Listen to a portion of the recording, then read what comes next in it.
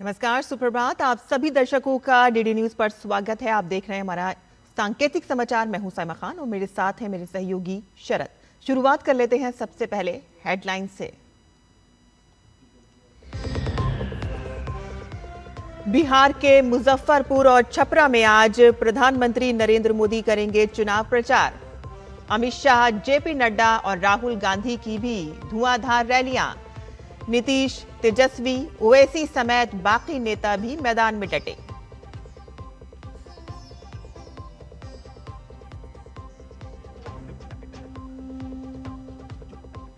प्रधानमंत्री नरेंद्र मोदी आज से 2 दिन के गुजरात दौरे पर। केवड़िया के एकता नगर में 1140 करोड़ रुपए से अधिक की विकास परियोजनाओं की करेंगे शुरुआत।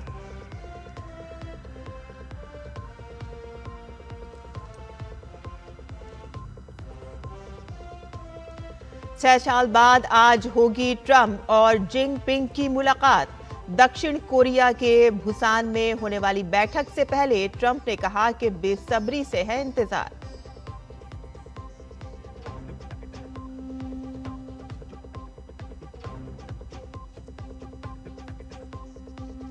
अमेरिकी फेड रिजर्व ने साल में दूसरी बार घटाई ब्याज दर।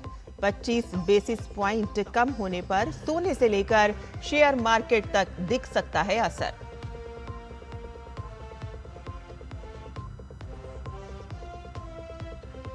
और महिला क्रिकेट वर्ल्ड कप फाइनल के लिए भारत ऑस्ट्रेलिया की भिड़ंत आज। नवी मुंबई के डी.वाई. पाटिल स्टेडियम में होगा मुकाबला।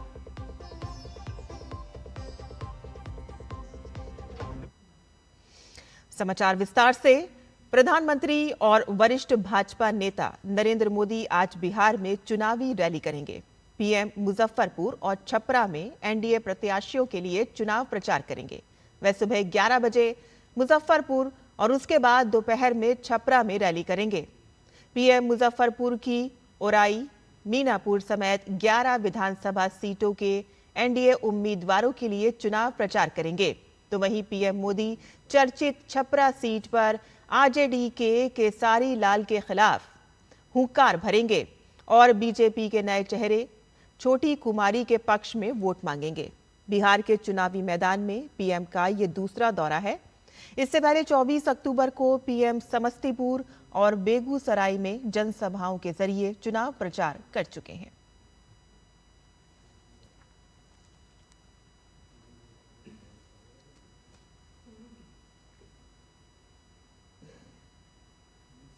बिहार के नालंदा में आज चुनावी पारा बेहद गर्म रहेगा।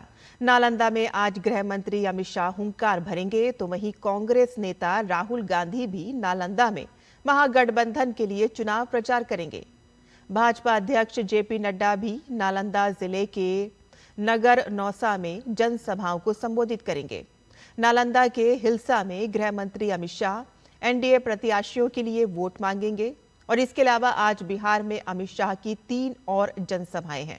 अमित शाह आज लखीसराय से अपना चुनावी अभियान शुरू करेंगे और उसके बाद मुंगेर के तारापुर में उनकी जनसभा होगी। और इसके अलावा अमित शाह पटना के पालीगंज में भी धुआंधार प्रचार करेंगे। बिहार में महागठबंधन की तरफ से बैक टू बैक चुनाव प्रचार के लिए रैलियां की जा रही हैं। कांग्रेस नेता राहुल गांधी आज नालंदा और शेखपुरा में 2 रैलियों को संबोधित करेंगे। तो वहीं आरजेडी नेता तेजस्वी यादव मधेपुरा में, बिहारीगंज और आलमनगर में जनसभा करेंगे। और इसके अलावा तेजस्वी यादव दरभंगा में, गौराबोराम और मुजफ्फरपुर के गायघाट, बैंचाहा, मीनापुर, कुड़नी और कांटी में एक के बाद एक रैलियों को संबोधित करेंगे। एआईएमआईएम के अध्यक्ष असदुद्दीन ओवैसी भी चुनाव प्रचार में जुटे हुए हैं। ओवैसी की आज कटिहार, पूर्णिया और किशनगंज में रैलियां होंगी।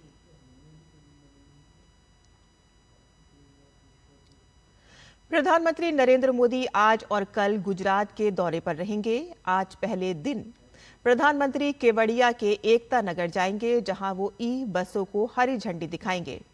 और इसके बाद पीएम 1140 करोड़ रुपए से अधिक की विभिन्न इंफ्रास्ट्रक्चर और विकास परियोजनाओं का उद्घाटन और शिलान्यास करेंगे।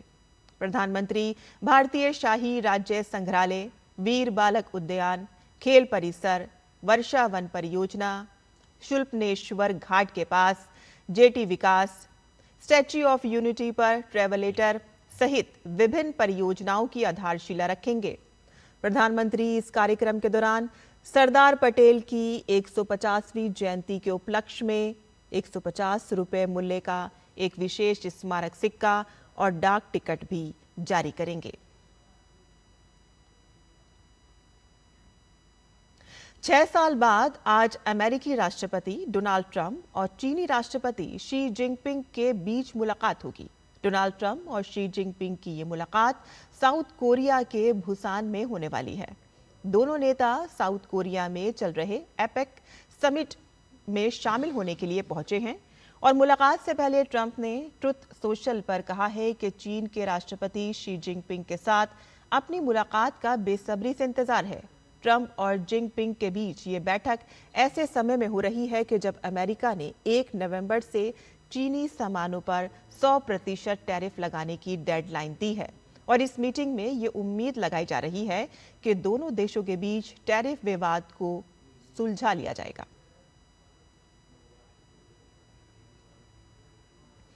कैरेबियाई सागर में उठा तूफान मेलिसा बहुत तेजी से सबसे खतरनाक श्रेणी का चक्रवात बन गया है और इस साल का अब तक के सबसे शक्तिशाली चक्रवात मेलिसा ने हैती और जमैका में तबाही मचा रखी है। क्यूबा में भी भयंकर तबाही हुई है। हैती में इस चक्रवात के कारण 25 लोगों की मौत हो गई है। हैती प्रशासन ने करीब 7 लाख से अधिक लोगों को सुरक्षित जगहों पर पहुंचाया है। मेलिसा चक्रवात की वजह से भारी बारिश हो रही है, जिससे नदियों का पानी शहरों और गांवों में घुस गया है।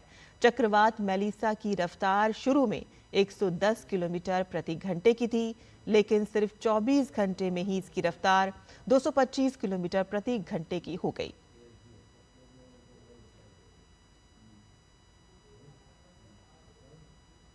अमेरिका के central bank US federal reserve ब्याज दरों में 0.25% यानी कि 25 बेसिस पॉइंट की कटौती की है और इस कटौती के बाद ब्याज दरें घटकर 3.75% से 4.0% के दायरे में रह गई हैं।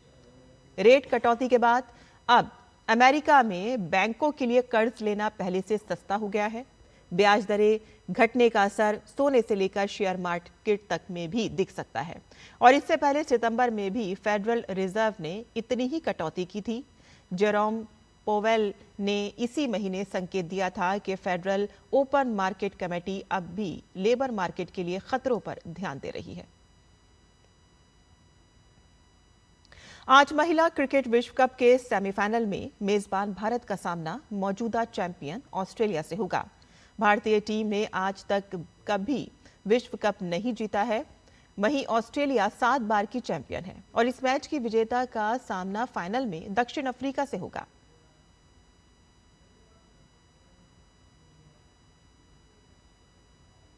और दक्षिण अफ्रीका की टीम आईसीसी महिला क्रिकेट विश्व कप के फाइनल में पहुंच गई है। टीम ने बुधवार को गुवाहाटी में खेले गए मुकाबले में इंग्लैंड की टीम को 125 रन से हराकर ये कामयाबी हासिल की। ये पहली बार है कि जब दक्षिण अफ्रीका की टीम विश्व कप के फाइनल में पहुंची है। मैच में इंग्लैंड ने टॉस जीता था और पहले गेंदबाजी करने का फैसला किया, जहां दक्षिण अफ्रीका ने 7 विकेट पर 319 रन का स्कोर किया।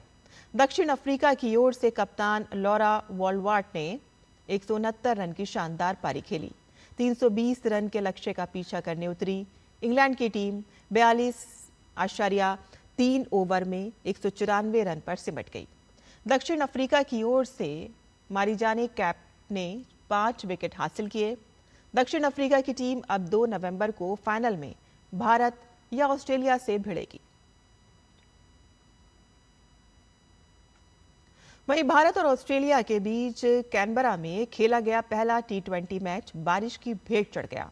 मुकाबले में ऑस्ट्रेलिया ने टॉस जीतकर पहले गेंदबाजी करने का फैसला लिया।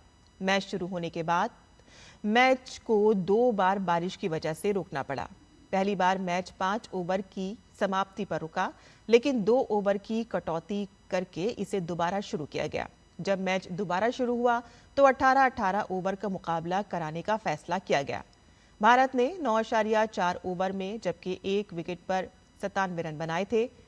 तब तेज बारिश के कारण मैच फिर रुक गया, लेकिन मैच दोबारा शुरू नहीं हो सका और लगातार बारिश के कारण मैच बेनतीजा घोषित करना पड़ा। और हमारा सांकेतिक समाचार यहीं खत्म होता है। मुझे और मेरे सहयोगी शरद को अनुमति दे, लेकिन आप देखते रहिए डीडी न्यूज़। नमस्कार।